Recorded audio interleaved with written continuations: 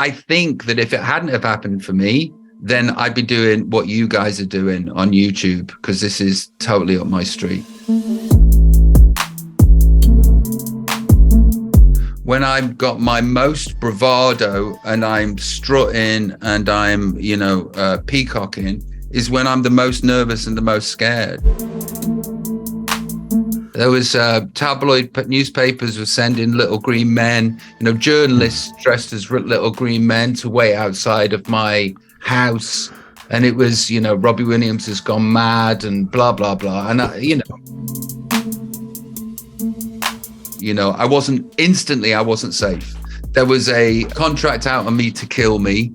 When I used to be on my bike, people used to try and run me over. I'd get bricks thrown at me, pint pots thrown at me. And I was a pub goer, and pubs became instantly unsafe for me. Why? Because of jealousy. Young Bucks, Lord of the Flies. I'll tell you one story I don't think I've ever told. There was lots of times that I'd had to run for my life. But here I was in a gay bar in Manchester. The door opened to this different world that was just absolutely incredible. Fortunately, I didn't get to be a Keith Richards kind of character. My drug abuse, my alcohol abuse became very sad very, very quickly. I shot my emotions down, Shaun, by probably taking your ecstasy.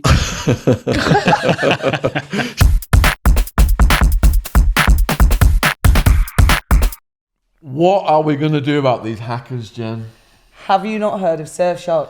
Yes, tell the viewers about Surfshark. So Surfshark is an app and browser extension that you can get anywhere in the world. Put your device anywhere in the world. So, for example, if you want to watch all the stuff on American Netflix that is blocked in the UK, click on Surfshark, click on VPN USA, and there you've got it. Access to all these shows early. And stay safe on public Wi-Fi. So you can send and receive files safely. And you can get the best deals on online shopping. So yeah, I heard you can change your virtual location. Which might come in handy with your window being smashed. But it also means if you go overseas, you can, through Surfshark, put in UK and access all your UK stuff. Jen, have you ever had FOMO? Unfortunately, I have had a fear of missing out. Turn on Surfshark and you will never have FOMO again. Click the link in the description box and you will get 85% off and 3 months free. Get Surfshark VPN at surfshark.deals/Shaun. Enter promo code SHAUN for 85% off and 3 months extra. Months free. Thank you for supporting our sponsor. Hope you enjoyed the podcast. Hey, Rob, how's it going, man? It goes good. How are you guys? Fantastic. Good to see you, Rob. We were just having a sing-along. Oh, what were you singing? It was Angels. Oh, no. The flood. We were singing The Flood. Great. Let me introduce you to Jen, my co-host. Yeah. Hi, Robbie. Hi, How are Jen. you? And Andrew, as also, I think he's messaged you previously. He's my other co-host. I got a message for you from, I was just talking to John Ronson, but he was just saying what a big fan of yours he is and what a nice person you are. And he said that whenever he's with you, wonderful and amazing things happen. Is that right? I love John Ronson. Yeah. And whenever I'm with John Ronson, wonderful and amazing things happen. The last thing to happen with John Ronson was I'm very posh these days. So I took the children to the Beverly Hills Hotel for some breakfast. And John was in there and he joined us. And I ate up and I just walked off. And I'd left him to pay, and I didn't do it on purpose. So I owe John Ronson a breakfast, and apologies to John. It's not been forgotten. Are we straight in? Are we going straight in? It is recorded if you want to just keep going, because before we get into your life story, then, what was it like searching for UFOs with John Ronson? Well, what actually happened was, and this will be part of the life story, I guess, if that's what we're doing. In 2006, I'd retired from being a pop star. But I knew that I needed to do something. And I'd heard that if you get paid for your passion, you never work a day in your life. And that resonated with me. And I was like, well, what am I passionate about? And it was like, well, donuts and UFOs. And you know, I couldn't be asked to make any donuts. So I had this thought where I'd become like Arthur C. Clarke back in the day when he had that television program. And I thought I would go and seek out weird and wonderful things. And John Ronson and me went to a UFO conference in Nevada. And it was my coming out as a tinfoil hat kind of person. And to be honest with you, I got so much of a kick in the press. There was tabloid newspapers were sending little green men, you know, journalists dressed as little green men to wait outside of my house. And it was, you know, Robbie Williams has gone mad and blah, blah, blah. And, I did put on 30 pounds and grew a beard, and I did look like a serial killer, so they might have had a point. But I found the whole episode so embarrassing and kind of degrading that I was like, okay, maybe I should turn to making donuts instead. So can I please ask what your first experience with UFOs was? My first proper experience goes back to the Beverly Hills Hotel once again. Wow. My first proper experience, proper, other than, oh, that's interesting, could be I am with a young lady, and it's over 17 years ago because I've been with my wife for 17 years, and it was, let's just say, another. And we were on 2 hotel lounges in my room in the garden, looking up at the stars. And then all of a sudden, silently over our heads, what I can only describe, square object, I would say probably the size of 1.5 penalty boxes, to use a soccer or a football term. And it was matte black underneath. And I don't know if you remember Artexing from the 80s, Shaun. No. Artexing, it was like what you had on your walls to try and make it look posh with all these swirls. They were like random swirls, Artexing. And it was matte black with, you'll remember the Hacienda though. Oh, yes.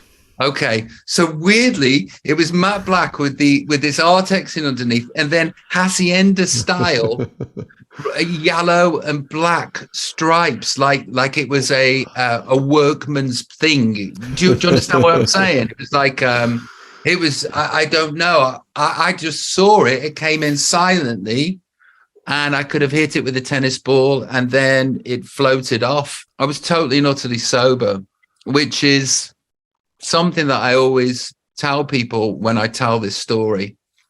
I have been not sober a lot, and I've never seen anything like that. Quarter of the size of a football pitch, silently floating matte black objects. Yeah. And I saw it. I witnessed it. I felt it. And then it floated off. And what was going through your mind? Oh, what was going through our mind was the same as the young lady who turned to me and went, "What the fuck?" You know? It was a giant "what the fuck" moment, and I've sort of always had a passionate interest in that kind of stuff, and it sharpens the senses when you have your own sightings. What I also thought was this: I didn't think little green men. I didn't think Zeta Reticula or Orion or interdimensional. I thought there's a bit of exotic technology that we're not supposed to have. And I felt in my spidey senses that it was our government, our governments, the American government or whichever government. So, yeah, I didn't jump to little green men straight away. It's weird when you get into UFOs I kind of came into UFOs with all manner of possibilities being true. You know, Zeta Reticuli, Orion, interdimensional time travelers, the Anunnaki, all of these things. And then the more you read, the less you know. And then you realize you should just go with what it is you absolutely 100% know for sure. And I know for sure I saw that. And I know that exists. It's something that we talk about quite a lot on Shaun's show as well, and we love talking about all of that. And we also, you know, I know you're a person who's interested in spirituality, and as a famous person, I was wondering, have you been approached by Scientology ever? I like the Dark Journalist. You have the Dark Journalist on. He was on. Yeah. Yeah, I really like him and the mystery schools and the Austrian... sorry, it's been a very, very long day for me. Steiner and the mystery schools and Hilda F. Klimt. There was this painter, right, in Sweden, and she's become instantly my favorite artist because she was just doing these portraits of, you know, cafe society and landscapes in Sweden. And then in 1903, she started getting these downloads from aliens, and her art just completely changed. And if you go check it, Hilda F. Klimt, and just understand that this woman was painting these things in 1902, 1903, and it blew my mind. And I'm sure if you go and check it out, it may or may not blow your mind too. Have I been asked to join Scientology? Never. Did you consider it? No, because, you know, I've only heard and known about the supposed bad things attached to the church, alleged bad things attached to the church, you know, that seem quite strong, you know. So no, it's never been something that's interested me to go and check out and do, but something in there works, and something in there works for a lot of people. And I always think that, you know, the best advert for Scientology is Kirstie Alley. Because if you watch her do any interviews, she doesn't sound insane, because everybody else that's attached to it, God bless them, you know, I love them. And I'm a huge fan of all of those people, but it's like there's always something slightly off. But if they just sent Kirstie Alley in at the tip of their spear, I think they'd hit a lot more people like me. So, Rob, what was it like growing up as a kid in the North? Was Stoke a bit like Widnes? I'm guessing that Stoke was exactly like Widnes. And I love where I'm from. I love my people. I love my tribe. I love the sense of humor. I love the naughtiness, the cheekiness, the darkness of the humor too. And, you know, where I lived in a road of privately owned houses that ran in between two council estates. So what had happened with my mom, because my lineage is this, you know, down the pits, cannon fodder, probably worked in the bogs and the marshes in the dark ages. You know, we are from absolute poverty. And my mum got a loan together and opened a ladies' dress shop in a, you know, not an upmarket area, let's say. And she made a success of it. And she was then able to open a coffee shop in a more salubrious area of Stoke-on-Trent. And then she bought upstairs and opened this ladies' dress shop, sold that, bought a flower shop, started selling flowers, and then opened a ladies' dress shop above that. And what she managed to do by herself as a single parent raising two kids was nothing short of miraculous. It's actually a bigger deal than anything that I've achieved. The hard slog, the ambition and the drive. And for everything that she did, she managed to take us from a council estate to a place where, I don't know, a teacher would live, or a dentist would live. How she did that is beyond me. And it is absolutely incredible. I'm in between two council estates on this one road.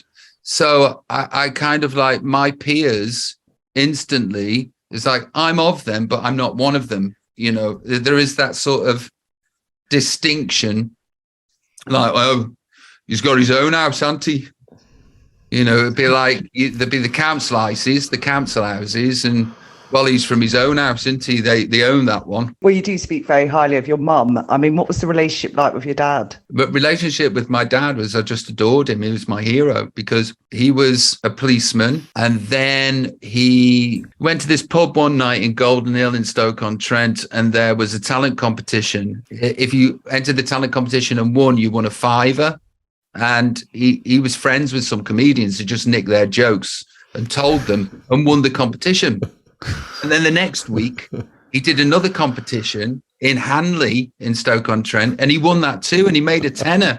And he made more money winning these competitions than he did being a policeman or wherever he was working at the time. He handed his notice in and went off to become a full-time entertainer. And in 1974, the year that I was born, he was on New Faces and won his round and got to the final and didn't win it. Now, my dad is incredibly charismatic, incredibly talented, and everybody absolutely loves him, including me. So I just grew up backstage. I grew up around cabaret. I grew up around show folk. And, if my dad hadn't have left the police force, I'd have probably been a policeman. Could you tell us the story of when you tried to buy your dad a house? But also I wanted to just ask, one of my favourite songs of yours is Knutsford City Limits. Is Knutsford a real place? Is Knutsford a real place?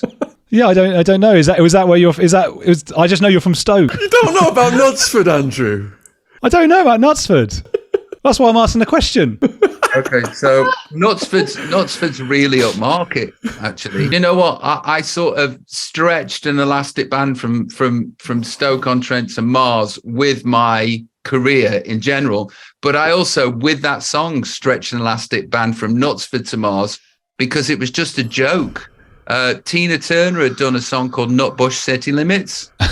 Right. It was like the worst pun ever that I strung into a whole song. But listen, I'm glad the song reached its destination. I loved it. Yeah, and what was that? I wanted to know that story about when you tried to get your dad a house. Oh, yeah. So my dad lived above a hairdresser's in Birch's Head in Stoke-on-Trent, and it was 50 quid a week, his house, his little flat. And it had those very, very steep stairs that like working class houses have. So like, 2 up, 1 down, whatever it is, stairs like this. And he's getting on a bit, and went into his flat one day, and I went, Dad, why don't you just go out in Stoke, buy any house you want to? And he turned to me and he went, why? And I went, well, you could have a garden. Headache. I'm all right here. Perfectly fine. And, so that's the beauty of my father, is that I was offering him to go and buy any house that he wanted. And he was just happy in himself and happy with his lot. I think that I'm a combination of my mum and my dad. I've got my mum's ambition and drive, and I've got my dad's ability to entertain. And I think that if my dad had had my mum's ambition, then he would have done exactly what I've done and achieved what I've done. But he just didn't. He's way happier than I've ever been. All of his life has just been, he's been in his own movie. It's like in his movie, he's Dean Martin living a charmed life, putting 50p on the horses to last him all day for entertainment. Did you know that you were always going to go into entertainment at that stage? Well, I've got a 10-year-old daughter right now, Teddy, and I'm just watching what's happening to her. And all she wants to do is show off, and I could probably put a positive spin on what it is that I do and what it is that she wants to do. I just always think that I'm doing, interesting fannying about, but she's just fannying about just like a dad. And she always has, from the moment that she could get somebody's attention, she wanted to be worthy of that attention and do something interesting for them. And I guess that's just how I was. The moment I could talk, I was singing. The moment I could walk, I was dancing. It was what I was naturally inclined to do. And I was going to make a name of myself by hook or by crook. But whatever level that was going to be was in the lap of the gods. I couldn't have expected or even dreamt that I'd become me that's done this, but to answer your question, I was always going to be in this sphere. I think that if it hadn't have happened for me, then I'd be doing what you guys are doing on YouTube, because this is totally up my street. Were you popular in school, Rob, or were you like me, getting beat up by the rugby players? No, I wasn't unpopular. I hit on a good year in a good school, and there wasn't, I'm sure you could ask other people. I'm going to say blanket statement, there was no bullying, but other than, the mean shit that you say when you're that age to each other, I wasn't unpopular. I wasn't academic at all. I've got ADHD, I've got dyslexia, I've got loads and loads of things, but those were the things that hampered me at school, and dyspraxia. And I left school with absolutely no qualifications at all. So if you ask any of my mates from school what they thought of me, they thought I was thick. Because in the 80s in Stoke-on-Trent, you didn't have dyslexia and you didn't have ADHD. So I just spent 5 years at school with a painted face, pretending that I was listening. And I think I did a really good job at fooling everybody, because I was quite good at acting. And also I did a good version of Butter Wouldn't Melt. So I got away with an awful lot of stuff too. I never got caught. Do you still have mates from back in those days? And does that become hard with fame? Yeah, instantly it does, because I auditioned for Take That when I was 15. I got in when I was 16. We became famous when I was just 17. And what happens is you get, especially with something like Take That, you get harnessed to a rocket ship that's going to Mars, and you're on the outside just holding on like this, and then you arrive in Mars and you go, how do I get back? Oh, you can't. Not only that, that tribe you were part of, you are now no longer part of that tribe. You exist as an other outside of that, especially when you are 17, because young bucks are gonna Lord of the Flies it. And it was like Lord of the Flies. I wasn't safe. There was a contract out on me to kill me. When I used to be on my bike, people used to try and run me over. I'd get bricks thrown at me, pint pots thrown at me. And I was a pub goer, and pubs became instantly unsafe for me. Why? Because of jealousy. Young bucks, Lord of the Flies. I'll tell you one story I don't think I've ever told. There was lots of times that I'd had to run for my life, like loads of times. And there was this one time I was in a garage in Newcastle under Lyme, and I'd already known that I shouldn't be in these sort of places. I shouldn't be outside of my road and my pubs that I go to. But I'd had 3 pints and I was watching the football in a pub, and I went to a garage and stood in this garage, and there's about 5 people in front of me, and I see this car pull up. It's an old Talbot Sunbeam or something like that. And there's 5 lads in it, and I just knew I was fucked straight away. 5 lads, and 2 of them got out. And I'm looking in the mirror behind the cashier, and I see one go to the other. It's Robbie, come on. So they go and get the other 3 lads out of the car. And I look over to the exit, and I see the exit green sign, exit, one of those push bar things, but it's got a chain on it and a padlock. And I'm thinking, if I run and get to that door, you're just going to kick my head in. So I'd had 3 pints. And when you've had 3 pints, you do think you're 10 men. And I got to the counter and I said, I'll have a pack of Silk Cut, a pack of prawn cocktail crisps, a lighter and some lighter fluid. And I turned around and I knocked the cap off the lighter fluid and lit the flame on the lighter and just did that through all 5 of them, and then got outside and ran off. Wow. God. It's like the video from No Regrets. Yeah. But those sort of things happened. Those sort of things happened an awful lot, you know, on a regular basis. What then would happen too is outside my mum's house, there'd be anything from 20 to 50 girls. One day the police had to cordon off the road because there were so many girls outside the house, and they would jump over and rip grass up and steal wood off the fence and jump over the back and like nick the washing line, nick the washing off the washing line.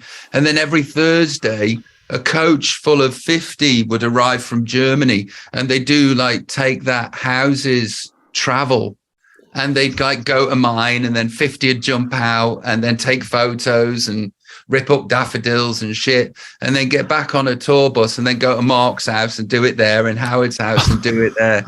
So, you know, there was the contract army to kill me. There was the no safety anywhere that I went. I felt vulnerable to attack at any moment I was outside of the house. Then when I was inside of the house, I was the man of the house, and I had to protect my mum and my sister.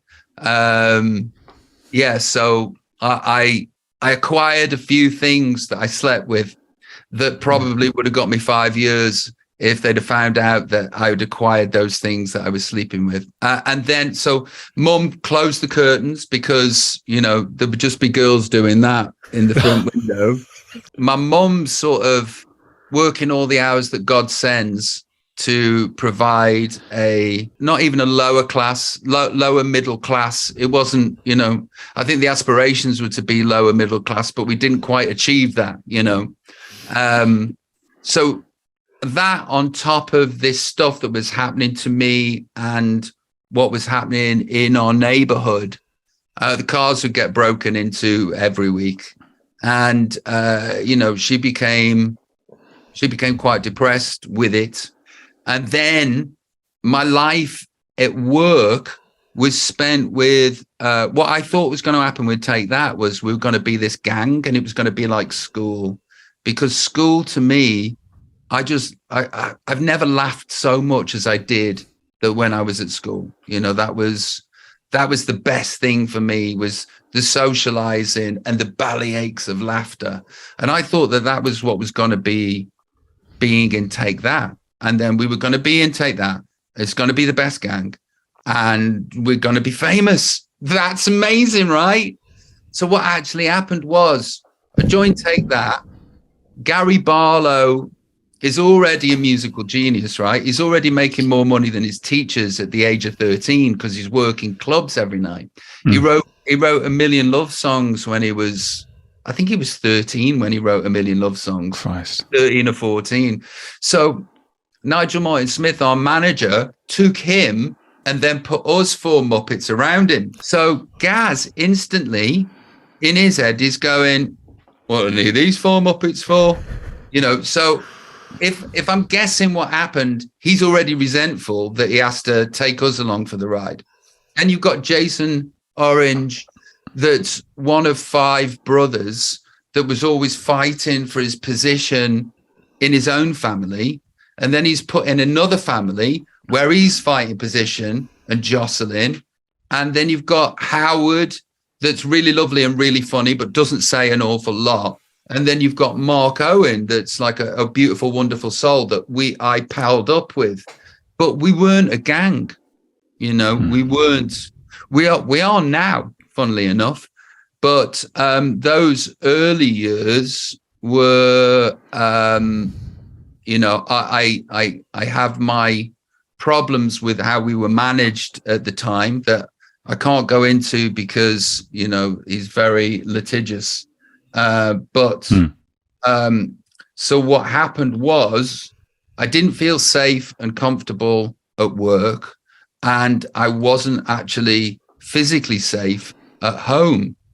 And that was a toxic powder keg for somebody in their formative years. That it's like sending a 10-year-old to the gym to bench press and, work with dumbbells and kettlebells. You wouldn't send a 10-year-old to do that. As a 16, 17-year-old, you're on this rocket ship to Mars. You become incredibly famous. It's toxic. I was listening to Sporty Spice today. She just did a long-form podcast, and she said she went from just being a young person out of Widnes within 2 years being internationally famous.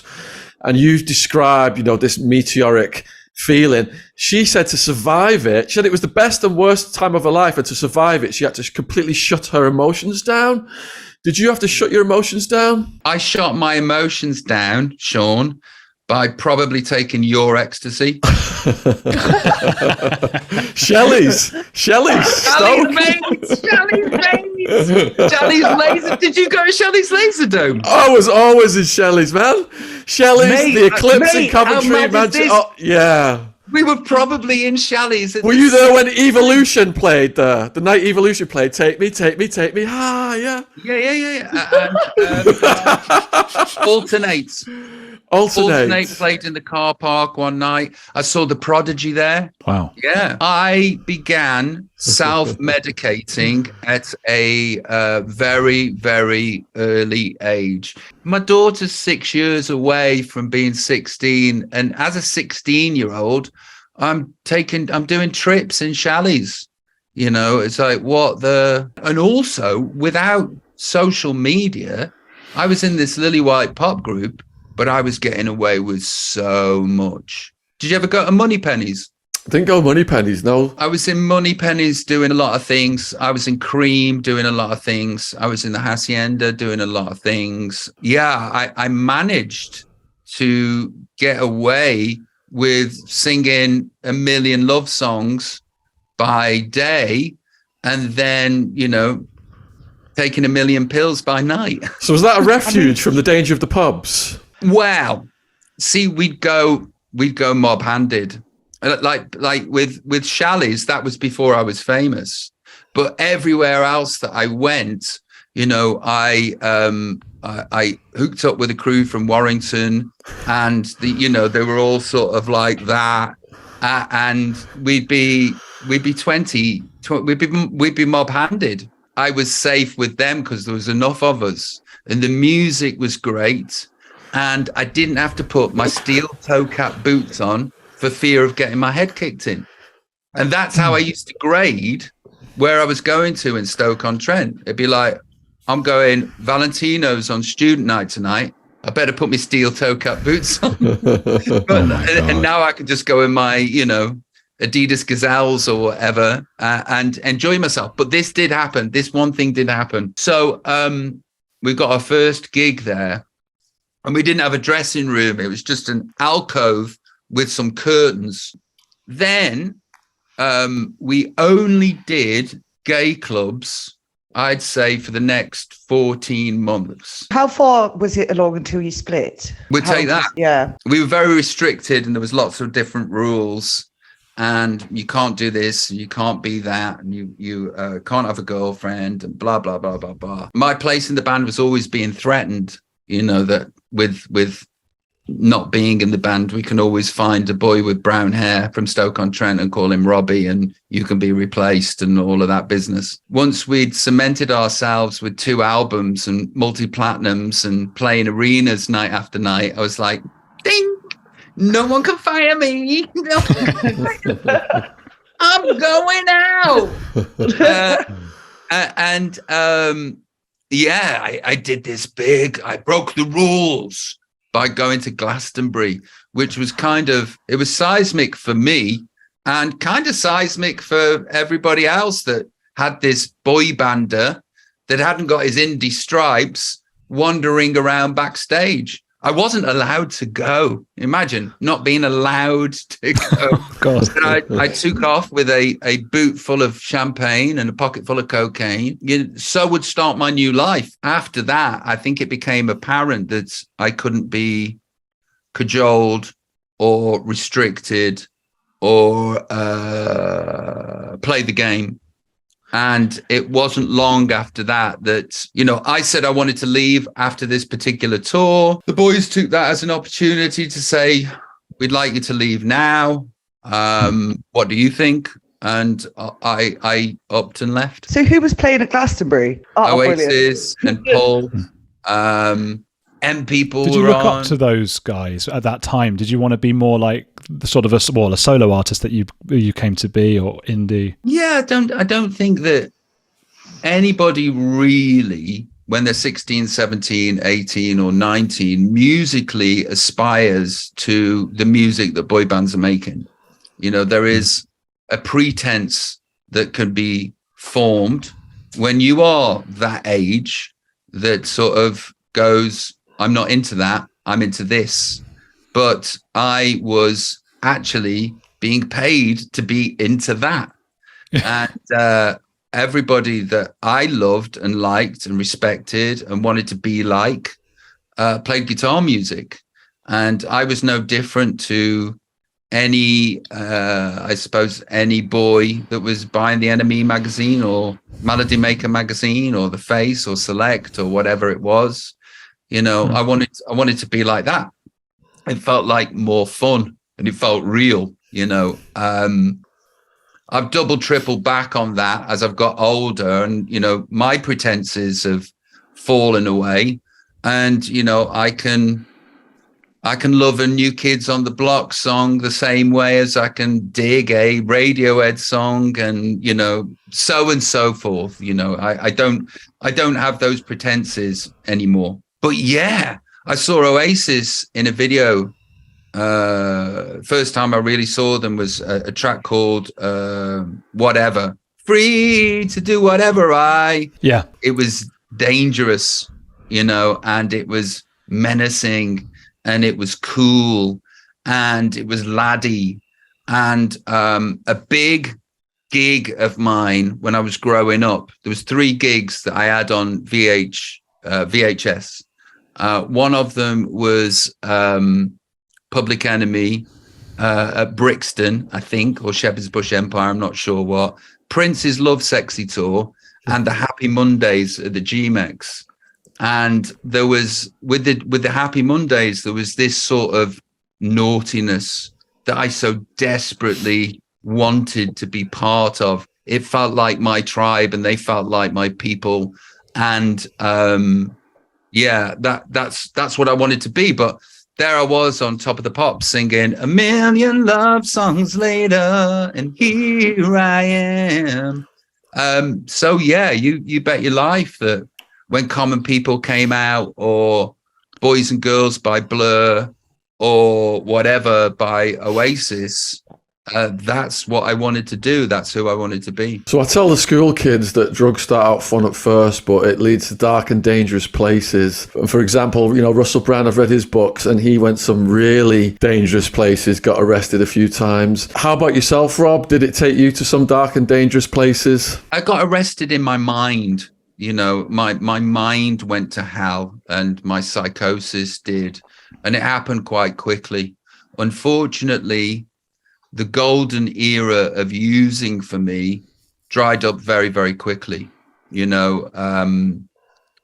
I suppose I had 18 months worth of fantastic times, paying for it on the Tuesday after a Saturday, those Tuesdays that you used to get where you were I suppose you'd used up all of your serotonin and your mind's crying out for help, and all you can do is lay vulnerable on the sofa.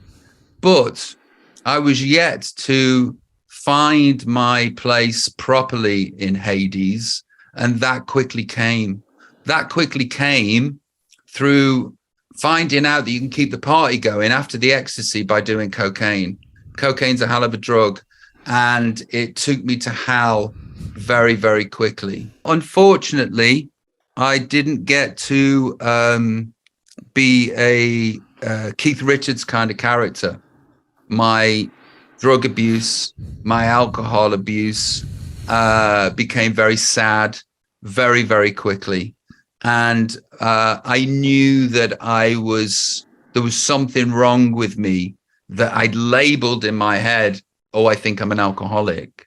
By the time I was 19, when you talk about it, it's still sort of in my mind, the nostalgia of what it was to be around that sort of rave culture and what we all thought we were achieving and where we all thought we were going, and these mind cosmonauts that were going to change the planet by dancing.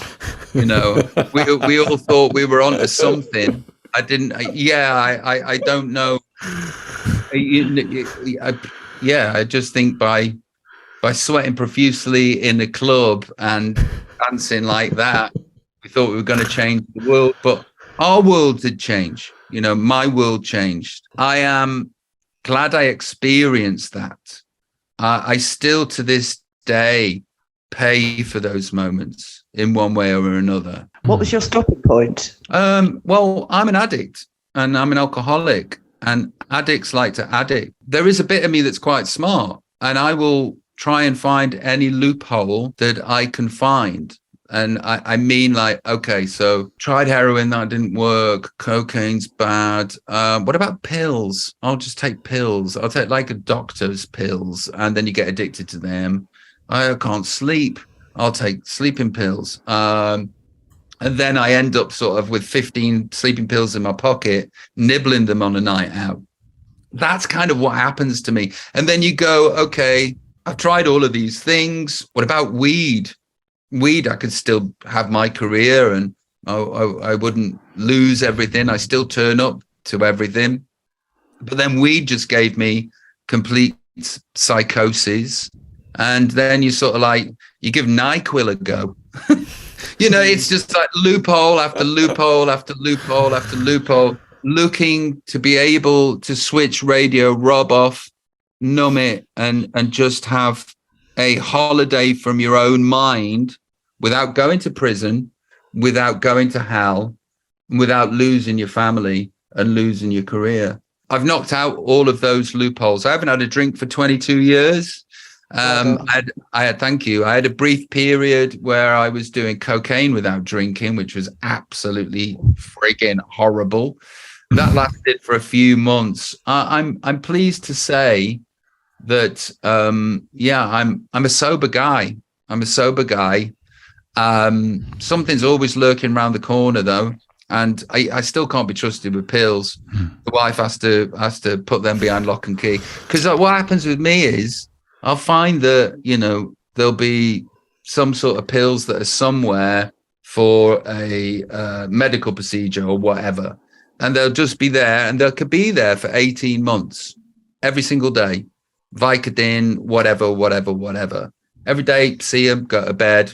One day, for no reason, not being sad or not being happy or not feeling vulnerable, just whatever is in the air that day, all of those pills go. If you can channel this energy correctly, you can be an X-Man, you know. So I'm currently addicted to drawing. And I'm addicted to making these funny cartoons. So I think they're funny. And I've got like 600 of them, 700 of them. And then I turned my hand to doing art. And I had my first exhibition at Sotheby's.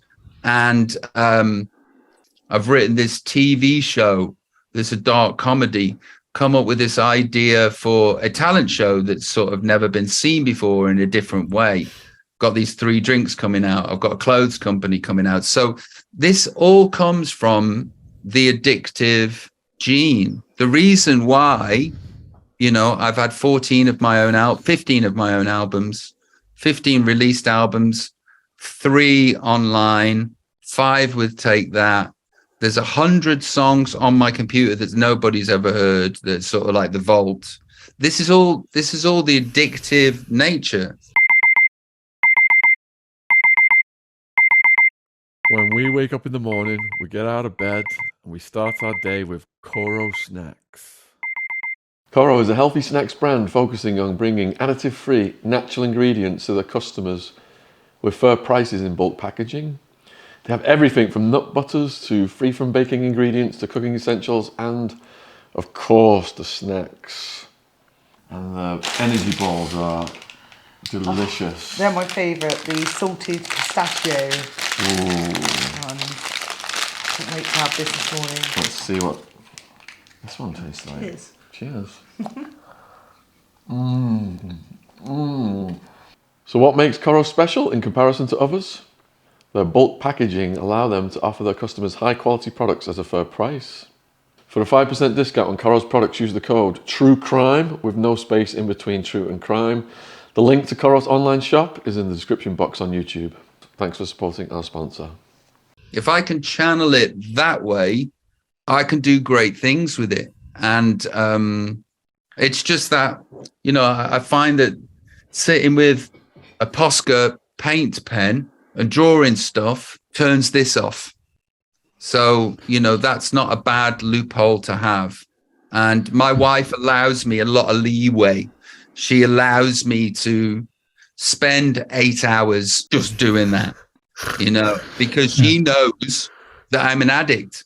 And if I'm doing that, I'm not doing the other. Like, for example, I start walking and I've got an iWatch, and I do 25,000 steps a day.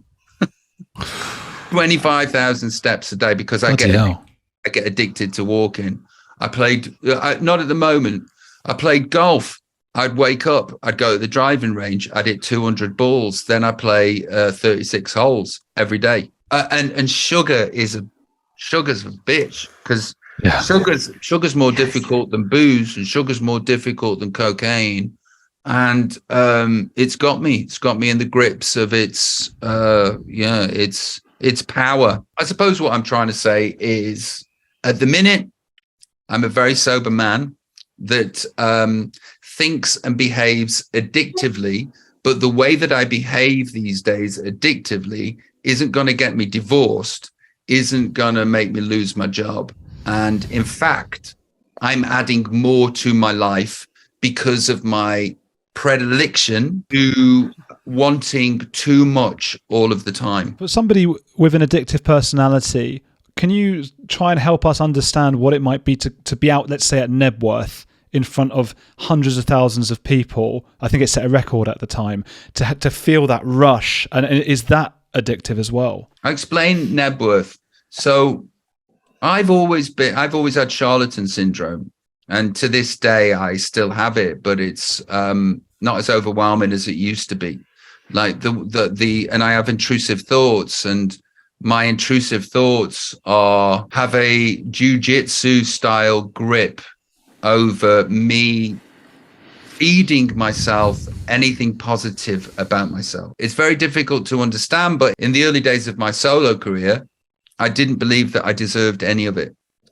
And no matter how big, from the first university that I did my first gig at, to the arena, to then the stadium, to then Nebworth, I didn't feel as though I deserved any of it. And the bigger it got, the bigger this charlatan syndrome got too. And weirdly, when I perform, when I've got my most bravado and I'm strutting and I'm, peacocking, is when I'm the most nervous and the most scared. Nebworth was a time for me where the intense responsibility of facilitating a good time for these good people that had spent good money to come to see me was overwhelming. If you don't think you deserve it, and there is 135,000 people turning up, the person that is backstage is very, very different to the person that is on stage. It just felt like the world was collapsing in on me, and I was trying to lift this amorphous blob of self-hatred to mix and match it with this adoration that I was receiving at the front. You know, it was completely and utterly unhealthy and unsustainable. You know, that's intrusive thoughts that are very powerful and very negative. Bit of an introvert then, as opposed to an extrovert. Yeah, I'm absolutely an introvert, you know, I want to isolate, and it takes me an awful lot. I'm better than I used to be. When I first started going out with my wife, all of her friends thought I didn't exist, because like she'd be going and having meals with people in the evening, and it'd just be her. Because like, and then I'd sort of get a free pass. It's like, well, Robbie's that guy that doesn't come out. And what happened was, when the kids arrived, they kind of smoked me out the house. I had to go and join in with the world. And slowly, I've got better at it. By nature, my very being would be, I'd have my head on the pillow and my eyes would open in the morning, and then I'd just stay there all day, because that's what I want to do. That's where I feel the most comfortable. That's where I feel the most safe, you know. But my dad's the same. You know, that story I told you about his flat, and not why. You know, I'm kind of the same. It's like, do you want to go out? Why? I've been out. I want to do it again. You know, I've been out. I've been out a lot. I've seen it. It's got nothing to offer me. And then when you sort of get sober, I realized that, I'm a massive introvert that was actually using cocaine as a tool to be able to socialize. All of that is taken away. And then I didn't know how to speak to people. I didn't know how to conversate. Yeah, I used to have a friend that was sort of like my talking head that I'd go everywhere with, and he'd do the talking for me, and I'd be just feeling uncomfortable in my skin behind him. But it is definitely socializing for me was at the beginning like going to the gym. And when you go to the gym first time and you lift those big weights and you get that pain down here, lactic acid build up, and socializing felt like lactic acid build up. And I think, I'm not going to do that again. But then you have to do it. You have to keep doing it and keep doing it and keep doing it. And unfortunately, it takes way longer to become more natural than I would like it to be. Still to this day, you know, socializing I find overwhelming and takes my energy instead of gives it to me.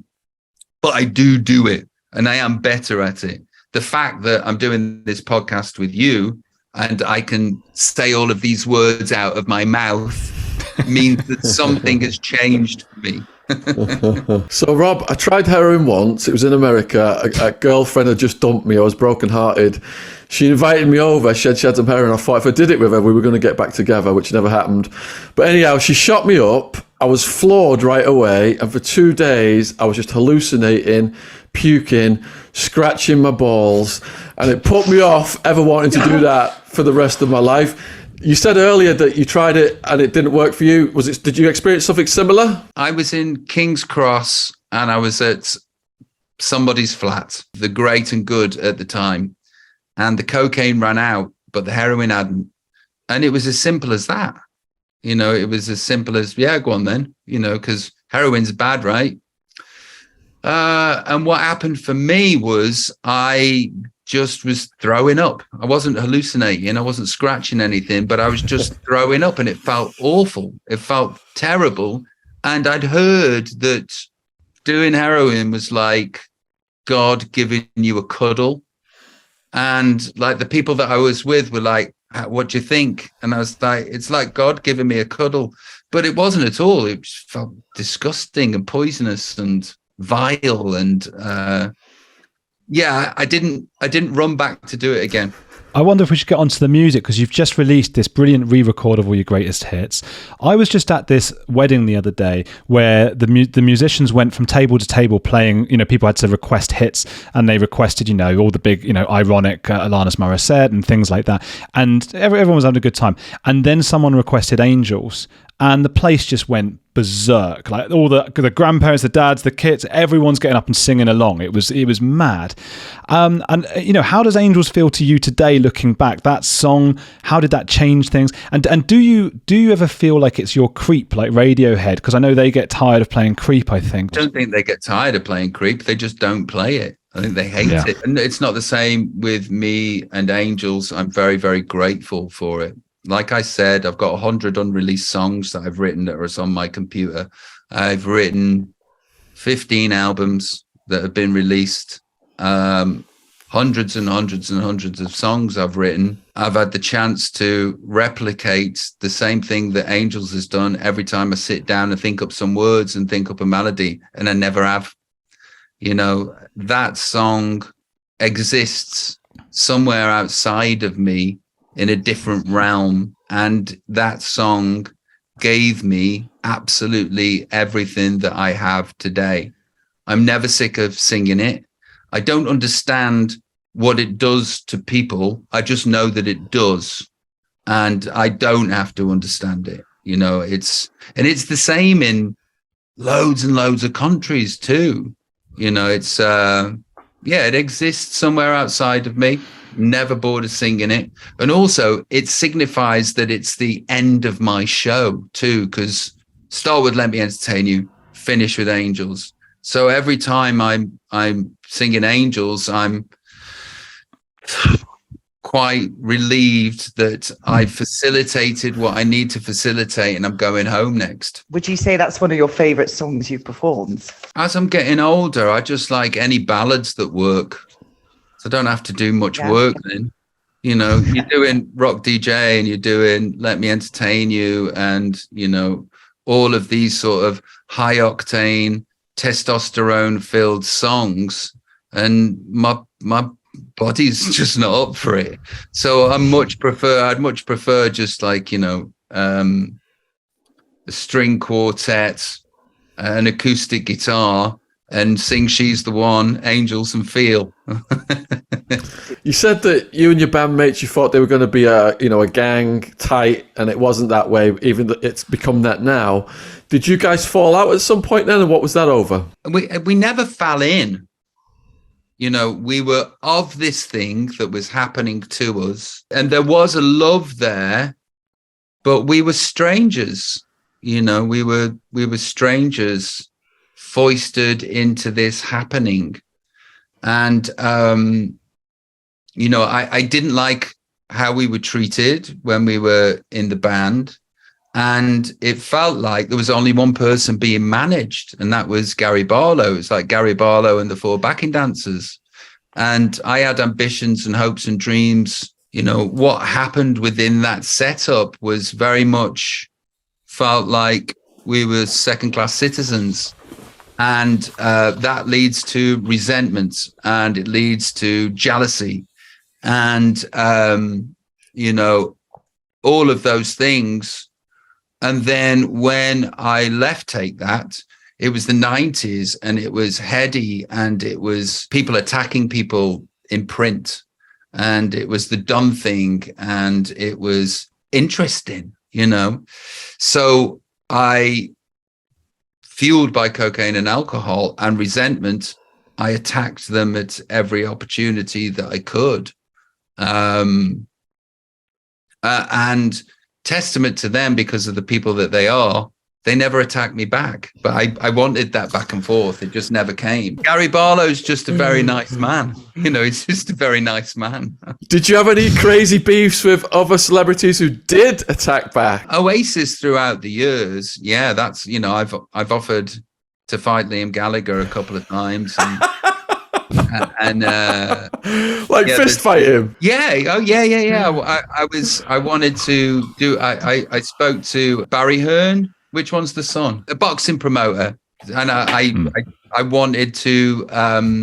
I wanted to properly, because I've seen these YouTubers boxing. Eddie Hearn, yeah. I've seen these YouTubers boxing, and I thought I'd like to test myself and do that. But there's only one person that I wanted to fight, and that was Liam, but he wouldn't fight me. That being said, just to wrap up that, because I don't want that to start up all over again. Look Liam Gallagher. Just pleased for him that everything's going really well for him. And, you know, he's an incredible rock star, an incredible personality, and the world is richer for him being in it. So I'll just qualify that with that. Yeah, that was probably the only public beefs. Yeah. Are you mates now then with the Gallaghers? No, I don't know them. They don't. Do you listen to his music? I do. Yeah, I do. Yeah. I like Liam's music. The last album, there's like 5 or 6 songs on it that are just absolutely incredible. You know, that they're, because, you know, I'm really competitive, and I want to know what people are doing, and I want to know what the people around me from my time in the sun in every way are up to, and how it's going for them, and where I should be in the pecking order of things. And, you know, I see it very much as a sport, I suppose. There's the ethereal stuff when you sit down and cast your net out and try to create these beautiful pop songs that might mean somebody to someone, might cuddle them, or, you know, might soothe them. And then there's these other songs that I do are full of bravado. But then after that, you know, it's a battle. I want to win. I always want to win. You know, when they ask like Harry Kane, like, were you aware of that record you've just got or whatever? And they'll always be like, oh, I wasn't aware of that. I mean, were you aware of the latest album that's now, I think, the most solo album number ones in the UK history? Yeah. My team achieved it. And what actually happens is you get to exhale, because it's very important for me that I get to have my creative endeavors met positively. And for my creative endeavors to be met positively, I have to have some form of relevancy. And my form of relevancy in this particular week has come by having another number one album that is beaten or equaled Elvis. And, you know, it bodes well, because I'm very vulnerable and I'm very fragile. And you take away relevancy from Robbie Williams's life. Who and what am I? You know, that leaves me scared. I don't want to be that guy. I don't want to have to find out. There's no sense of pride and of puffing out of the chest. It's just a relief that I'm still somebody. Have you ever had to box any paparazzi? What's the lengths they've gone to get close to you? Yeah, no. I mean, I used to be followed by them 24/7, and I was too smart to hit one of them, because it would have cost me money. Although I wanted to. You know, they are sociopaths of the highest order that cannot hear you, and will not hear you, and have no empathy. And they are the sort of flying monkeys of the Witch of the West, and they feed off trauma. Trauma takes a shit, and they come searching through that shit, trying to find out how they can salvage and make money from it. I just find that a really bizarre job. I've always found that a bizarre job. The idea of ever even interviewing someone who doesn't want to be interviewed by me, let alone sticking a camera in their face, getting into their lives and things. But you have empathy. A little bit, but you have more than them, which is quite easy to achieve. But you understand that wouldn't be a nice thing to do, or a human thing to do. To behave in that way, but they don't have that human instinct. They have something else that gives them the ability to behave in that way. It's bizarre. It is bizarre. What is that part of why you quit in 2006? Was it the attention, paparazzi, and all that? That was a lot to do with it. Yeah, that was a lot to do with it. I set about dismantling and sabotaging my career because the spotlight that shone on me at the time I found too intense. And what happened was 2006, I was just like, do you know what? I know how I win this, because me being competitive again, I just sit on this sofa and I never leave. And that's what I'm going to do. So I bought this cashmere kaftan that I got in Morocco, and I built I grew a beard. It looked like a serial killer. And I ate honey Dijon kettle chips for dinner and watched The Real Housewives of Beverly Hills and didn't move for 3 years. And by the time I came out in like 2009, I came out the house, they'd all gone. And I was like, fellas, lads. So what I set out to achieve, I actually did. And the spotlight moved on to other people. And there is a lot of me that is very grateful to have passed me for having done that. But then there's a lot of me too that's still full of ego and wanted to be the king of the world. So had you seen Shaun's channel before you came on? Did you know much about it? Yeah. Rob's into conspiracies, aren't you? That's my jam. Look, you know, I've seen things that shouldn't exist. Therefore, everything's on the table. And I do believe that I have an open mind. Time and research and experience has led me to not having my mind so open that it falls out. You know, there's that saying, that phrase. Everything's on the table, but I believe nothing. I just look at things and go, that's interesting, you know, and that may be the case. But you know, I don't run away thinking I've got the answers just because I did some research by watching some YouTube videos, which a lot of people do. They sort of get carried away with the what is and what isn't happening in the world. And that, you know, somebody that's behind the scenes, I want to go, no, that's not happening. It's not happening. So wake up. Some of it is, but that isn't. I can tell you that isn't. But it's not my place. It's not my place to let people know either way. And then I had a thought the other day, was like, hey, what if all of this is chaos? It's just chaos. And that fucking terrified me. There's no conspiracies and it's just chaos. I'd rather have the conspiracies than I would have it just be chaos. Because if you sit with the fact that it is chaos for long enough, it's actually paralyzing. Have you met David Icke or read his books? I have met David Icke and I did read his books. And that was, there used to be this bookstore in Los Angeles called the Bodhi Tree. And it was just the best store ever. It was like, you know, when Harry Potter goes and gets his wand in that he walks through that alleyway and then he ends up in this menagerie of places that sell all sorts of potions and owls and stuff. It was like wandering into one of those stores. And I was sure that the secrets of the universe existed in one, if not 100 of these books. So I bought them all. And one of them was David Icke. And I found that all fascinating. And then, you know, I always find it fascinating when I find out where his research for things comes from. It's like, oh, he's got that from there and he's got that from there. He's made that, you know, the reptilian agenda and all of that business, whatever, that sits. If you take that out of the equation, there's some very interesting nuggets there that may or may not be happening. And like I said before, that doesn't necessarily mean that I believe in anything. I don't.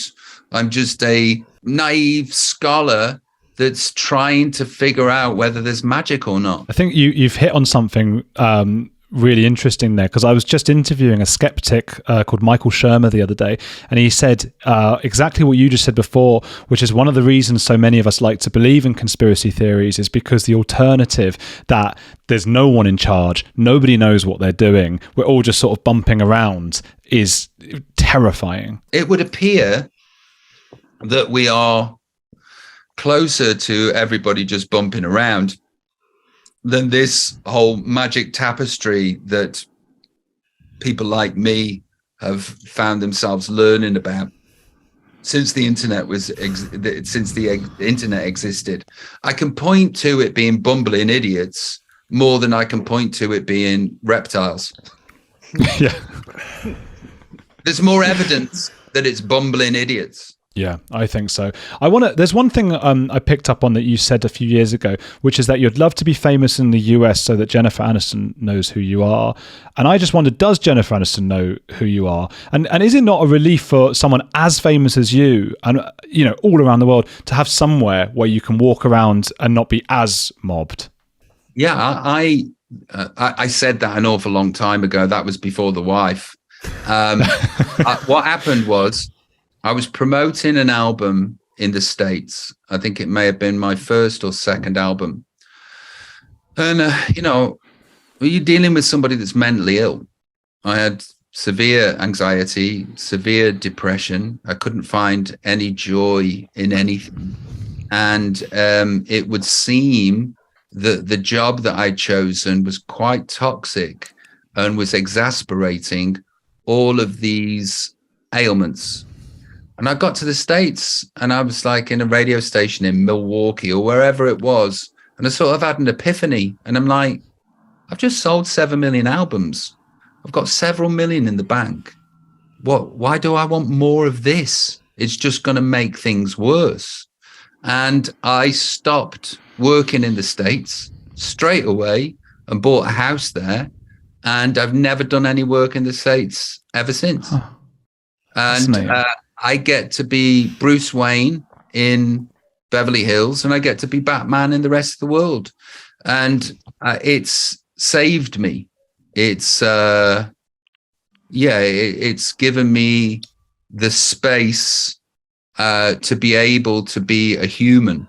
And it's another one of those decisions made, though, where there is the grown-up that's driving the car that thanks me for doing that.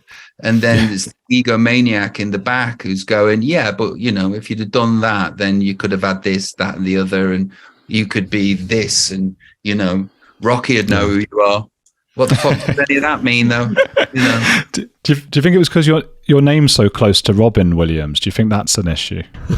What, with not breaking the States? No, I bumped into him once. Well, I say bumped into him. He was in the same plaza where I was shopping, and I did want to go over to him and go, do you ever get there? Because I get there. And I didn't. There's been a couple of times when I turned up at restaurants in LA where they've thought Robin Williams was coming, and then they get me and they're disappointed. Does money just become a number, Rob? I mean, once you can go certain restaurants and you can travel the world and you can buy whatever house you want, does the rest just become a number after that? No, that's the trick about money that I don't think many people know. You're always on the gerbil wheel. And the more money you get, the more you spend, and the bigger toys you have, and the more expansive your life becomes, and the more people that you employ. You become terrified to give any of it up because it makes your life easier. What happens is you get a penchant and a taste for the finer things in life, and they're all ridiculously expensive. I've got friends that are billionaires, and on the quiet, I'll just go, do you ever have financial insecurity? And they'll all go, to a man and a woman, yes. Yes, wow. I do. Every day, all day. That's the big secret. There's a big secret, because it doesn't matter who you are or how much you've got. You're always scared of losing it, or you're always scared of abusing it. And you're never sure where what is going and to who and how long this will last. If I get this thing and I go on that thing and I eat this thing and I wear this thing, and, you know, it's, I have financial insecurity, and, you know, it's a bizarre thing to express, but I do ask the people that are above me in a different stratosphere, and they have it too, you know, so that's the big secret. That's the big secret. So does making it become an addiction? No, because I'm never thinking about the paycheck. I'm never thinking, you know, it becomes something that happens afterwards, and I go, oh, cool, that's amazing, great, I can facilitate our lifestyle. But it's all to do with not wanting to let me down, not wanting to let my audience down, no matter what it is that I do. You know, I'm there to facilitate a good time for them. I'm not there to be entertained. They're there to be entertained. And money is a secondary, but, you know, you have to have a purpose and you have to have a reason to go to work. And since I've seen my job and my life as work, everything makes sense. When Daddy leaves the house, Daddy goes to work. And my 4 children have given me immense purpose and immense drive. As I've said before, my family were cannon fodder, and they were pit workers and bog marchers and, you know, canal diggers. And, you know, my grandma's school report said she will be fit to work for the people over her. Fit to work for the people over her. That's all she was going to do. She's going to leave school and work under somebody. And that's one person ago. And I'm me that's done what I've done. I want to see how far that I can take this. You know, it's like, I want to see how far this can go and what I can create. The driving force behind that is my family, and my family's family, and my family's family. And also the driving force behind that is creativity and a drive to be a success with what I'm creating. It gives me purpose. But the check isn't the driving force. Cristiano Ronaldo, when he gets on the football field, isn't thinking about his 500 grand a week. He's thinking about his purpose and what he needs to do and how he needs to achieve greatness. In whatever forum I am in whatever meager talents I have, I'm trying to at least achieve greatness. And if money comes because of that, then great. How have you adapted the crazy life into your family life? Because you are quite the family man these days. I think it's only crazy when I go to work, you know, and my life consists of doing nothing for several months, and then everything for a short period of time, and then nothing again for several months. So, you know, I'm just Daddy. I'm Bruce Wayne, you know, and then I get exhausted because work tends to demand an awful lot of me for a very short period of time. So, you know, I could be a better father during these moments, but I only have enough energy to promote the album and to do the show. The two do mix well. You know, I'm in a monogamous relationship with my wife. I'm a good boy. I want to be a good father and role model to my children, and I want to provide for them the most amazing life. We're doing well. Every day's a school day. You know, the kids need to see me, so they're homeschooled right now. The wife thinks that they should have a high school experience. I don't think so at all. I just want them with me at all times. They make everything for me make sense. And I'm in love. I'm totally in love. This is a question that I suppose I could ask anyone with your level of fame. Let's say you and the family want to go away to like Paris or something. You want to go to Disneyland. What do you do? Because if you do that, you're just going to be mobbed. You can't just go on EasyJet, surely. I don't think there's like posher planes that go to like local destinations. So what do you do? We were in Disneyland 2 weeks ago. Oh, well, fair enough. Yeah, we were in Paris, and COVID masks were an absolute treat. I was going to say, did you wear a disguise? Yeah, the masks, those masks in COVID have just made more things possible than ever were before. So, we went to Disneyland in Paris on a very, very busy weekend. We stayed at the hotel there at Disneyland, had the most incredible time, created some incredible memories as a family. And I had my cap on, and I had my sunglasses on, and I had a COVID mask. And, out of 8,000 people that were there, maybe 2 people recognized who I was. Wow. Did you fly EasyJet or Ryanair or something? We were actually already in Paris. So we'd been there for quite some time. The wife thinks she's French, and she absolutely adores Paris. So we spend a lot of time there. Hope you're enjoying the podcast. Here's a word from our sponsor, Harry's. Having such a scratchy face, I'm always delighted to get a new Harry's set. There's a foaming gel, hydrating night lotion, and the razor with the weighted handle really gets the job done. The trimmer blade makes it so easy to get into those tricky places to reach. The shave gel offers effective lubrication and just comes off like butter. It's such a smooth shave. It shaves fast, efficiently, no discomfort, and it is so smooth by the end. The hydrating night lotion is light and non-greasy. Harry's is doing a £0 trial. Start shaving with the products, just pay for delivery. Save every time. Save on all your shaving products without sacrificing quality. You're in control. You can modify or cancel your plan from the account page. Make sure to support our podcast and start your own skincare journey by redeeming a free Harry's trial set. All you cover is £3.95 for delivery. Just head to harrys.com/Shaun, SHAUN, and have your trial set delivered to your door. That's harrys.com/Shaun, SHAUN. Thank you for supporting our sponsor. What do your parents make of your meteoric rise? And did their lives change as well as the money came in? I think it's very complicated for them. Complicated and wonderful and weird, because on a very basic level, my mum, whose job it is to nurture, was dealing with an alcoholic son and an addict son. So, whether that person is famous or not, that's all that they're dealing with. And that was her and my story from 17 until 26, 25.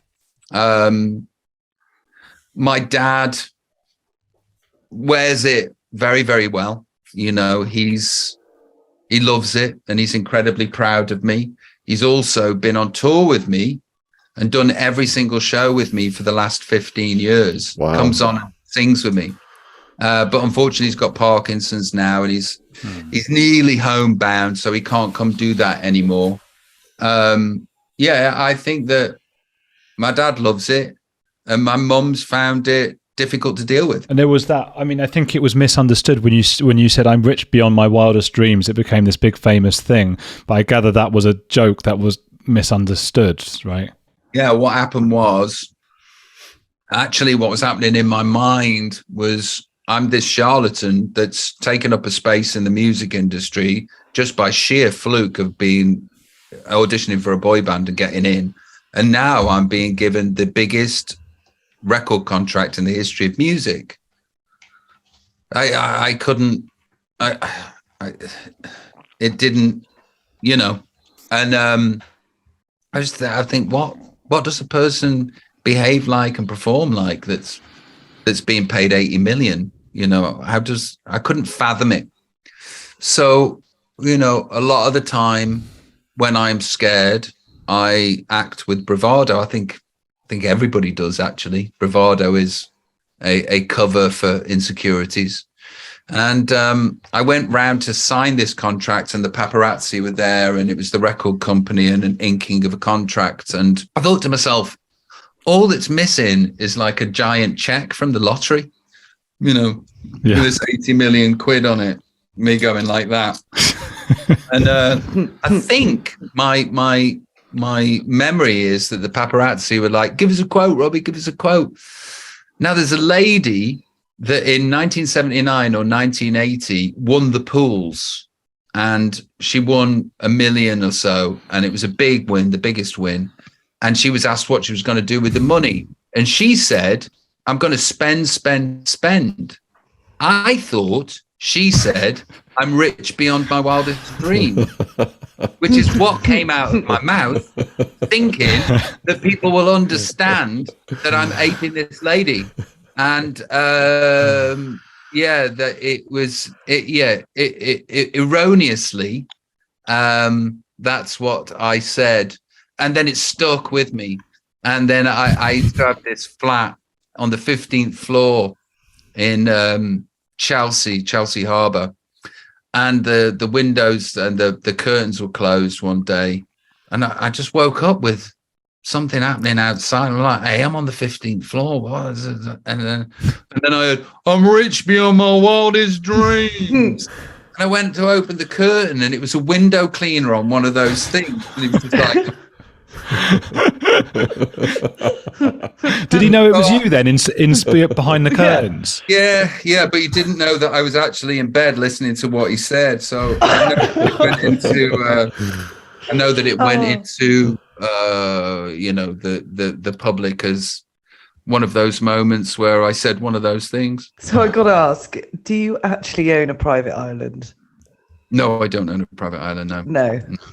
You lived down the road from Brittany, didn't you? When the paparazzi stuff you were touching on before, that was when it was at its maddest, wasn't it? Yeah, I used to go past, like outside of mine. We both lived on gated communities. And outside of mine, there was like several famous people, in mine. Charlie Sheen, Tom Jones, Paris Hilton, Christina Aguilera, Shaquille O'Neal, and so on and so forth, and other people, And so there would be 6 as you would turn out of the gates, just waiting for one of us. And so it would be, but then you go past Brittany's, and there'd be the gates and the road, and then a rough piece of land. And on that rough piece of land, there'd be anything between 10 to 20 cars just waiting for her. Oh. And I know what those moments felt like for me, and I know how unbearable they were. I could only imagine what that kind of scrutiny must have felt like. Did you meet Brittany? Brittany lived in another gated community. Yeah, I met several of those neighbours, and we got on perfectly fine. Actually, Slash used to live across the road from me, and there was like, it's Slash, and there was one day I saw him, and he spent some time in Stoke-on-Trent. He came from Stoke-on-Trent, weirdly enough, and like, I'm from Stoke, and I'm Slash and me, and it was one of those moments where you rise above yourself and you like just notice what's happening. I'm sort of leaning against his wall, and he's leaning against his wall, and we're moaning about the housing association. And I'm like, I just was like, you are with Slash in Los Angeles moaning about the housing association. What is your life? This is mental. I heard you speaking recently about having lots of people working in your house, and how strange that is to wake up and it's not your family, they're people working there. Yeah, we had a rather large house in Beverly Hills, and because you make a bit of money, and then you wonder what you do with it. And then you can give it to these people that are supposed to grow your money for you. And then after a while you go, I don't trust these people. I don't think they're bothered. What should we do? And then you think, well, I'll put it in bricks and mortar, because if you put it in bricks and mortar, if the arse falls out of the world, at least you'll have walls to live in. So I bought this massive place in Beverly Hills. And what I didn't understand in my naivety was what it takes to run something like that, and what it does take to run something like that. It's like having a mega yacht but on land. And I won't go, but I'd come down and I'd look through the kitchen window, and there'd be 11 cars in the car park, and none of them would be ours, and they'd be everybody that works at the house. And I never had the opportunity to completely relax into my newfound surroundings, because ultimately I'm from Stoke-on-Trent, and I know that 11 cars in the car park that work at your house isn't right. And because every one of those cars is costing you money. So you living in this house is costing you money.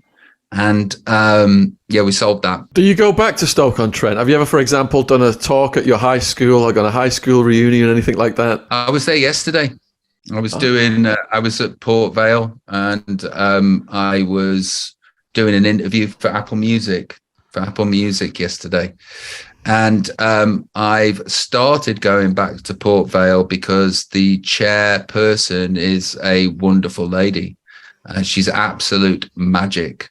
Her name's Carol. And I think that my football club has got the best chairperson, man or woman, that could be available. And she's just intoxicating as a person. You just want to be around her because she emanates positivity and safety and kindness, and she's doing an awful lot for charity.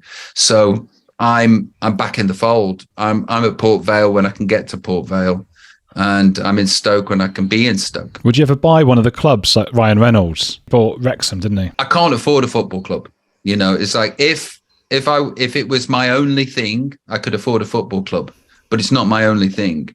You know, the outgoings. It's a hefty hobby to have, and I wonder what's in it for them. It's like, is there 10 million from Amazon or Netflix for the documentary? What is it that because they're very, very busy people, and they live in another side of the world, and they have families of their own. Why are they getting on a plane and coming to Wales? I'm not knocking it, because I think it's beautiful and I think it's wonderful. And, I have total admiration for both of those two people. And Ryan Reynolds, I absolutely love. It's like I've got a massive talent crush on him. But if I can figure out why they're doing it, then maybe I'll do it too. Well, that's what I wanted to talk about, your upcoming deal with Netflix on your docuseries. Are we able to talk about that? Yeah. I don't know what it is yet. I know it's a 4-hour documentary. It's for 4 episodes. I had a meeting with the director last week, and we passionately want to break form with whatever's happened with other documentaries, because I'm not interested or excited about archive footage and a talking head interview, because it's boring and it's been done to death. I'd like the form to be different, and I don't think you can have a 4-hour documentary about me and just have it be archive footage and chatting. I think that would bore people, and the last thing that I want to do with anything that I do is to bore people. I want them to be entertained, and I want them to felt good about investing that time wondering about me. What do you think of the death of Amy Winehouse, and what advice do you give to young people who are battling demons and have got addiction issues? Because I think it's important. Your story is so inspirational. You've gone through the hellfire and you've become hugely successful. What are the tools you could pass down to young people who are suffering in this day and age? Well, I'm at the other side of the tunnel. I can go back into that tunnel whenever I so choose. You're never fully recovered or safe. But I can tell people there is peace, and there is a safety, and there is a modicum of trust that you can have in yourself. And there is a reason to live and persevere. Unfortunately, when you are dealing with addictions, and when you are dealing with the mental illnesses attached to them, like depression, anxiety, and whatever, it takes an awful long time to come out the other end. But you didn't get there in a day. I was told this, that, what happens is one day a brick appears, and then next day 2 bricks appears, and so on and so forth. Before you know it, you're under this massive castle or incredibly huge wall that you've built for yourself, and it's impossible to get out, especially in a day. That's just not possible. I would just say simply, there is a reason to live, and there is a reason to live sober, and there is so much to do and so much to be achieved. And, you have so much less to worry about when you're out of your addiction and being a functioning, I wouldn't say fully functioning, human being. I would suggest that you take the help that is given to you. You listen to the people that love you. I see some people out and about that won't be helped, and that's tragic. I, for one, didn't want to be in any pain anymore. I wanted to be out of that pain, and I wanted to learn and understand why I was doing this to myself and how it could end. I didn't know the journey was going to be so laborious and trudging through bleak soup and all of that stuff. But, life is fucking good. And I do find joy in things. And I do get excited. And I do have purpose. And you all can achieve that. It's like, I know that I live in rarefied conditions where a lot is afforded to me that isn't afforded to a lot of folks, but it doesn't matter.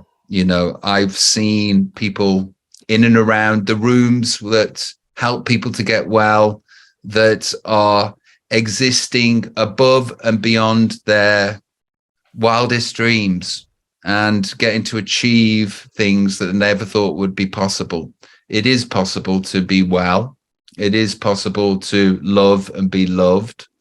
And it is possible to be looking forward to things and knowing that you'll turn up for them and be the best version of yourself that you can be. It genuinely is a beautiful thing, but it takes fucking time, and Jesus Christ, it takes so long. With some people, it doesn't, though. And you might be that person, whoever it is that I'm talking to down this YouTube channel. Speaking of what you're talking about now, aptly titled Better Man biopic. How involved are you in that? I'm very involved. Michael Gracie, that helmed The Greatest Showman. It was a huge movie, massive success. Is a mate of mine and asked me if he could do a biopic about me. And yeah, of course you can, Michael. Yeah. And I sat down and I told him my stories, and I told him my stories for 12 hours. So the whole script is in my words and is my voice. But down to who is cast in whatever roles, it's my music. It's my music. It's my words. John O'Davies is you. Yeah, John O'Davies is me, doing a great job as me. I can't wait to see that. Yeah, I've seen some of the rushes, and there's quite a big idea for the film. Once again, it breaks with type, and it's not your usual. It's got every opportunity to be a success, and for somebody that doesn't like anything that they've ever done, it takes a lot for me to say that. So does it not scare you bringing your children into the public eye? They're in the public eye whether they want to be or not. Does it not scare you? Yeah, absolutely terrifies me. From 16, the press are allowed to do whatever they want with them. At the moment in this country, in the UK, they're not allowed to show their faces. But after they become 16, they're public property. And it's difficult to know what to do. Especially, as I've mentioned Teddy before, she's my 10-year-old that just wants to be a performer. And there are moments that I really want to have with her. I want that moment where I'm on stage with her, singing with her, and having that daddy-daughter moment. And I get to show the world this beautiful creature that I'm incredibly proud of. And she gets to... it's like it is difficult to know what to do. Do you introduce her to this because this is what you're going to do? Do you get used to it? I don't know. Every day's a school day. at the minute, their privacy is ensured, at least in the UK.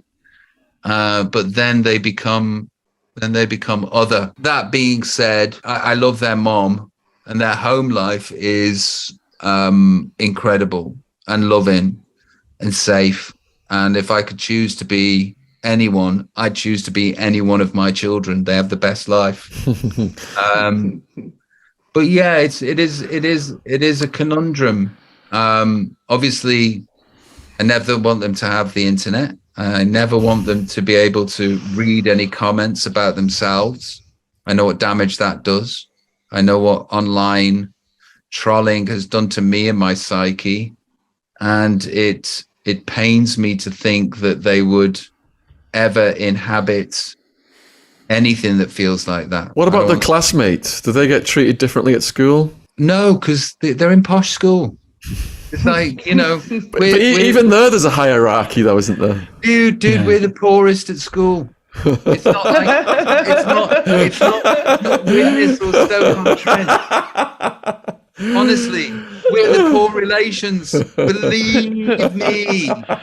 Are there other sort of celebrity parents? Are you at parents' evening and there's like, here's I can't think of an English celebrity right now, but you know what I mean. No, well, at the moment they're homeschooled, but they do have a school that they go to when they're in Los Angeles, and there are different places where they can find being social and having a semi-school life.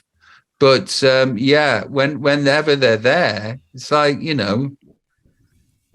P. Diddy's the dad of the one above, and it's all that stuff. It's like financially, I pale into insignificance when it comes to these big hitters that have got their kids at the schools that my kids frequent. When you were living in LA, did you was it natural to sort of group together with other Brits out there? Did you know David Beckham? Did you cross over with him? My house is basically the Isle of Wight in the middle of Beverly Hills. It's just British people, and then my wife and my mother-in-law and her boyfriend. Oh yeah, and my mother-in-law, my brother-in-law. Everybody else is British. Everybody. Can we talk about your podcast at home with the Williamses? I can't say it. Yeah. Sorry. Yeah, you haven't posted on a while, but you did it through lockdown. Yeah, we did it. I had a Christmas album out, and it was a way to promote the Christmas album. And me and my wife got to work together, and we basically had domestics in the confines of the safety that neither of us could take it too far because it was all being recorded. That wasn't the basis of the podcast, but that's what it actually turned into. Remember when you did that and I didn't like it? Remember when you did that and I hated it? Yeah, I remember it. But that's the thing is about your line of work and what you're doing, which is something that I'd really love to do, but I don't have the time to be persistent and also create that content week after week, day after day. It's a full-time job. You guys have a full-time job. I also have a full-time job. And as much as I would like to think that I would be a good YouTuber or a good podcaster, I don't have the time right now. Is there anything else you aspire to be outside of music? Yeah, I think I was mentioning before, I've written a TV show, a dark comedy. I'd like that to be a success. Got this idea for a talent show. I'd like that to be a success. So what's your story arc for your dark comedy? I don't want to give it away, but it's good. It's really, really, really good. Is it based in Stoke? Yeah. Oh, great. Wow. Makes me think of that Steve Merchant recently had one back in Bristol, which is where I am now, and it had that real feel to it. Well, we're almost at 2 hours, Rob. You've been very generous with your time. I'm not going to push it here. If you've got any final stuff you'd like to say to the viewers. No, because I've got to watch Married at First Sight. Is anybody else watching? I love that. Shaun wouldn't have a clue. I love it. Are you up to date? No spoilers, please, because I'm not going to come away for a few days. Is it getting brutal? Yeah, it's just a classic classic season. It's very, very good TV. You're not watching Jeffrey Dahmer then? My drummer's watching the Jeffrey Dahmer thing, and I don't want to go to bed with that. That's not. No. Oh, it's dark. No. So many people. Can't watch that. I'm currently away from the house rehearsing up in Birmingham, and I would rather go to bed on conflict designed by a reality TV show for people that have just gotten married, that have never met around a dinner table, that are too drunk, than actually watch anything to do with Jeffrey Dahmer before I go. Amen. Well, huge thank you, Rob. It's been an absolute blast. If there's anything we can ever do for you, you just please let us know. And let's keep in contact, because I'd like to maybe come on and be a host with you. Yes. Can I? Warrington people, they were our mortal enemies in Widnes. We were the chemical manufacturing town. They were the wire manufacturing town. So it was the chemics versus the wires. And at the rugby league matches, there'd be standing Braveheart-style battles, and the police would set the dogs on us and everything. Yeah. Well, I was with all the rugby lads from Warrington, the ones that used to go and watch the rugby. That's why I was safe at the nightclubs. Yeah. Was it Mr. Smith's too there? Yeah, the Hitman and Her came out of Mr. Smith's, and there was Legends as well. It was a rave club out of Warrington. Did you ever get to that one? No, I didn't. Did you ever go to Quadrant Park? Oh, Quadrant Park was like my mecca after. It was the State earlier on in Liverpool. They shut that down. Everyone started to go to Quadrant Park, and I had some good nights in the quad. Yeah, and you went to Cream, right? No, because I went to America in '91. Oh, whereabouts in America did you go to? I was in Phoenix, Arizona for about 16, 17 years. Oh, right. You went straight to Phoenix. I know your story, obviously, but I couldn't remember where you went to. Phoenix. Did you gig in Phoenix? No. I probably, but I can't remember. It was 25 years ago. Beautiful place, Grand Canyon. You could see all the stars and everything. Oh, yeah. I've rehabbed in Arizona, so I'm. In Tucson, Yeah. My girlfriend, who got me to shoot up heroin with her, she ended up in that exact same rehab, Cottonwood or whatever it is, and she told me about it, and I bought shares in it when they went up 500%. Yeah, that's another story. Rehabs and profitable rehabs. Next Health, I think, was the company that owned it. Right. So, Jen, did you get broken into or something the other day? I did, yes. Somebody they broke my bedroom window. Very scary. Yes, yeah. It's pretty. That's why I'm currently away at the moment. I'm not at my home. So I'm away to stay with friends. Is that something to do with something that you've said, or is that just a random thing? No, we think it's I don't think it's anything to do with the YouTube world.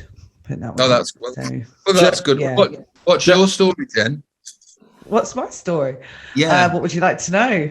How did you end up doing this? Coming on a podcast with Shaun. It started off with me getting to wear one of my hoodies, because I've got a organic cotton clothing company business, and then we became really good friends. And then it was August last year, he came and asked me, and I was up for the challenge. So you've never done anything like this before? No, and I've got my lucky knickers on tonight, what I wore on my first interview.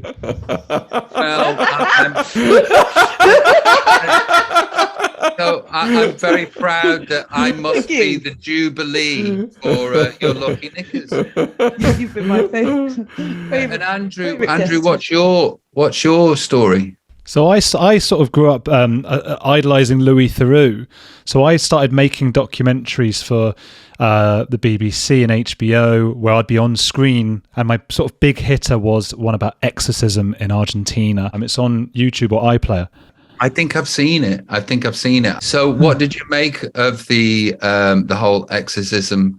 So the amazing thing was, because I'm an atheist personally, but also I'm really open-minded to whatever I see. And the people who got exorcised, there were 3 different women that we exorcised, and they all got much better because they had things like schizophrenia, bulimia, various mental health, intrusive thoughts like you were speaking about before. That was a big one. So these are all things, that we think of as psychological, but they thought of as demons inside them, and this priest was exorcising. So they got better, but I went back to Buenos Aires a year later and they were sort of back to the beginning again, which to me implies it was a bit of a placebo suggestion thing. Also, the exorcist was really abusive, and he sort of locked me in this room at the end and started screaming at me, and I thought he was going to kill me. Why did he do that? Because I was asking questions about his relations with one of the women, because he was getting very close with her, and she was like 18 and he was like 60 odd, and he wasn't supposed to be like kissing her, and he was living upstairs with her. So I was asking a few questions, and a few of the clergy were a bit jealous, and they were like whispering things to me like, well, he's a bit close with her, that kind of thing. And I got a bit stupid because I didn't think about, even though they're bitching to me, I didn't think about how they were going to then tell him what I said. So there was this moment when he had this big mass. He's quite a famous guy out there. He had tens of thousands of people. It's the middle of nowhere in Buenos Aires at midnight. And we go in, me and my director, it's just me and my mate David, basically. We go in expecting to film the big mass full of exorcisms. And then suddenly someone says, oh, Andrew, can you just come backstage? So there's like people like frothing at the mouth in this mass. They're all like falling over each other. He's got the music from The Exorcist, tubular bells playing in the mass, in the church, in the nave. And I go backstage and he's there, the exorcist, and he's going, you've interviewed me, I'm now going to interview you. Just come in here a minute. And he wouldn't let my cameraman in. And he had a few big blokes with that thing from Jafar from Aladdin, the staff. They've all got that, and they were sort of hovering over me. And for about an hour, just screaming at me, pushing me around this room. And my director's trying to open the door, and they're slamming it shut, and the guy's just screaming and screaming and screaming.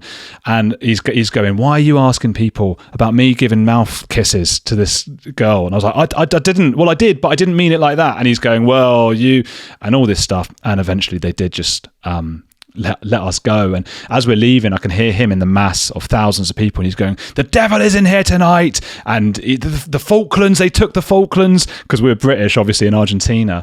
Just mad stuff. But yeah, we got away eventually. Wow, how terrifying. It was a lot of shaking. And are you from London or are you from Bristol? I'm from Watford, just outside London. Are you any relation to Razgold? No, I don't know who that is. Oh, right. Okay. You're Jewish, right? Yeah. My wife's Ashkenazi Jewish. Oh, really? She's a Cohen. Yeah. I bet our families know each other. Yeah. Oh, well, that's nice. So in turn, our kids are Jewish too, right? Because the wife is. That's right. Do they know they're Jewish? I believe in passing they do. Yeah. It's an interesting thing because it's no one knows if it's an ethnicity, a culture, or a religion. You can be an atheist Jew, of course. And I was reading Christopher Hitchens talking about, he found out after his mum committed suicide that she had been Jewish and kept it from them because they were scared of anti-Semitism. And he said it just changed his whole view. He was like 50 years old by this point. It changed his whole view of his life. And he was very happy to hear it, he said, but it's a strange thing to find out. Yeah, I think I became atheist for 10 minutes because I watched I did my research. Yeah. But I believe in something. I don't know what that something is. I'm not fully atheist. I'm a C+ theist. Yeah. You believe in angels, one might say. I do. I mean, that is a good point, isn't it? That is a religious song, isn't it? People don't. Is it? It is a religious song. Yeah. Now, whether they exist or not, who knows? But I like my belief in Archangel Michael and Archangel Gabriel, and that song's about actual angels. Whether it's fantasy or not, I care not. They exist in my mind. This podcast is sponsored by Gadfly Press. We are proud to announce the publication of Britain's #1 art forger, Max Brandett, The Life of a Cheeky Faker. And from the back cover blurb, Max the Forger is an artist and gentleman whose colourful lifestyle has spanned over 70 years.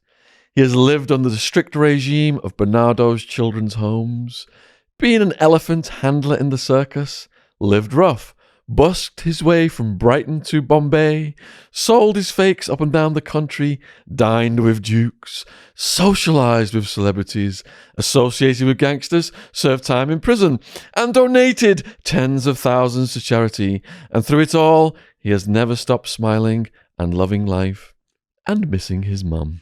Quote from the book.